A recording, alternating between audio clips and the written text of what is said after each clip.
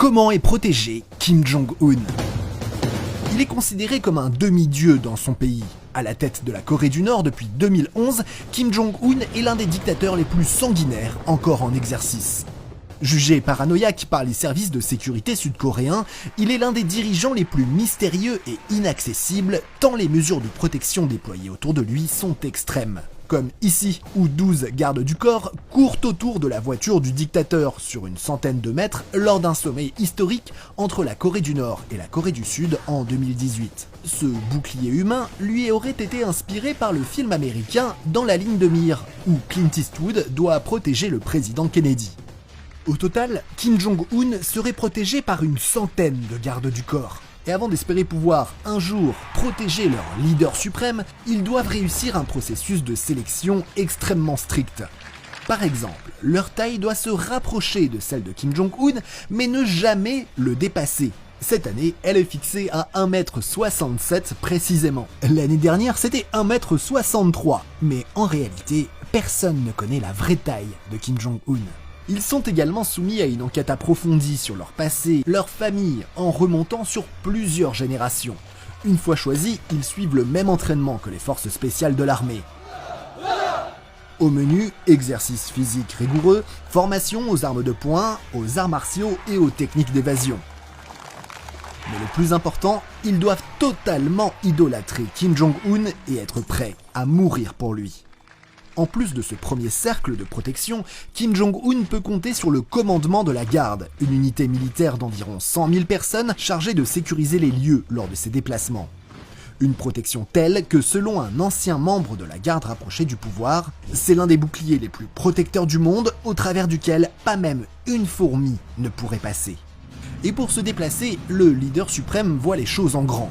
Il possède 2 limousines Mercedes blindées avec des panneaux d'acier incrustés dans le corps des véhicules et un plancher renforcé en cas d'attaque à la bombe.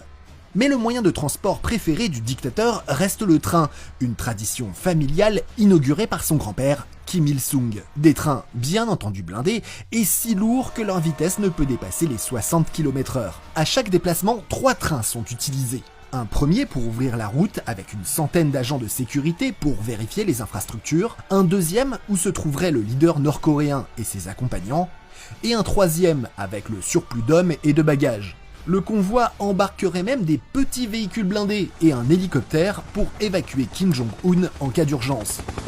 Bon, vous l'aurez compris, rien n'est laissé au hasard. Et ça jusque dans l'intimité la plus stricte du dictateur, puisque en voyage, il n'utilise que ses propres toilettes mobiles, pour éviter que ses ennemis récupèrent ses déjections et puissent connaître son état de santé.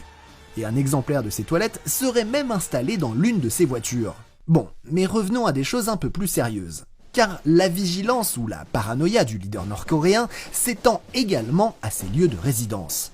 Il possède de nombreuses propriétés, entre lesquelles il navigue constamment afin de brouiller les pistes sur l'endroit précis où il se trouve. La plus connue est celle de Ryong-song, au nord-est de Pyongyang. C'est la résidence principale des dirigeants nord-coréens.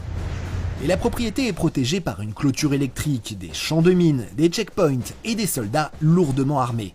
Ces installations en surface sont complétées par des structures souterraines, anti-atomiques, comme un quartier de commandement militaire, des tunnels et même une gare qui lui permettrait d'accéder à ses autres résidences. Bon, on peut comprendre que Kim Jong-un soit un poil paranoïaque car on sait que la dynastie des Kim, au pouvoir depuis 1948, a déjà connu de nombreuses tentatives d'assassinat. En Corée du Sud, une unité spéciale a même été créée pour tuer Kim Jong-un en cas de conflit.